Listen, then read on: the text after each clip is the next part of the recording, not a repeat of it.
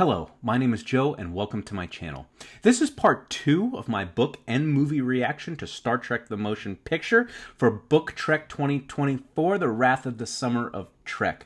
When I posted the previous video, I was getting ready for a week-long business trip, so while it was uploading, and I didn't realize that there was a problem until about halfway through my cross-country trip. I want to thank the commenter of the last video letting me know that there was a problem. Instead of taking down part 1, I figured I'd just make a separate video for the second half. So without further ado, here is part 2 on my reaction to Star Trek the Motion Picture. And at this point, I kind of want to switch gears here and actually talk about, we are on booktube after all, so let's actually talk about the book. A lot of, obviously I'm clearly, with the movie, I'm clearly focusing on aspects that are unique to cinema. But there is that same sense of exploration and seeking out strange new life is, of course, present in this book. The book follows the film very closely, and the things that it adds, I think it adds very well, and it fleshes out one aspect of the movie in particular that kind of remains subtext, and that is the subject of sexuality.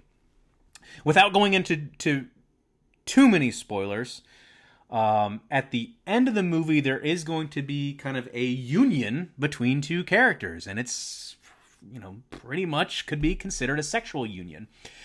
There's also and I should mention, there's new characters. Will Decker is kind of the new captain of the Enterprise, who then gets demoted to XO, and then there's a new navigator, Ilea. Decker and Ilea have been romantically involved in the past, and both of these characters are kind of going to be ported over as Will Riker and Deanna Troi in the later series, Star Trek: The Next Generation. And one aspect to Ilea that is briefly mentioned in the movie is her sexuality. She is not human. She's a Deltan. And it's hinted at in the film that there's something about them sexually that it requires Deltans to take an oath, at least Deltan females, to take an oath of celibacy and submit it to Starfleet. And that is explained in the book. And it's kind of, the Deltans, they release these pheromones, and it drives just men absolutely crazy. And it's something that the male characters, it explains how they have to deal with that when they work next to Ilea. And then that, the sexuality of Ilea and the fact that Will Decker and Ilea have a past relationship does play an important role to the kind of the end of the movie, without going into too many details here. And there's other instances of sexuality, since this is a bigger theme, a more explicit, shall I say, theme in the book. There is other kind of references to sexuality sprinkled throughout. The funniest one is kind of a meta Easter egg, where Kirk kind of mentions to himself how silly it is that people in universe might suspect that he and Spock had a homoerotic relationship, and that's in reference to, not homoerotic relationship, but I think you know what I mean. That's in reference to the Kirk Spock erotic fiction that existed as fan fiction in the 70s, and that when you get to that point, kind of Kirk makes this crack, and it's very funny. And another thing that the book does well is, that little meta reference was mentioned actually in a footnote, and there's little footnotes sprinkled throughout the novel that just add to the world building. I love when a science fiction or a fantasy novel has a glossary or has an appendix or has, some sort of map, something extra to add to the universe and add to the world. And this does it in the form of just the occasional footnote that just further explains things. And, you may think that that's lazy, like, wow, you can't find a way to fit it in the story. It's actually really cool, and I really enjoy it. And a lot of what I can say, I really can't say much more about this to encourage you to read it. It's a great story. If you don't like the movie, you will probably enjoy this much more. I think you'll find it fleshes things out a little bit better.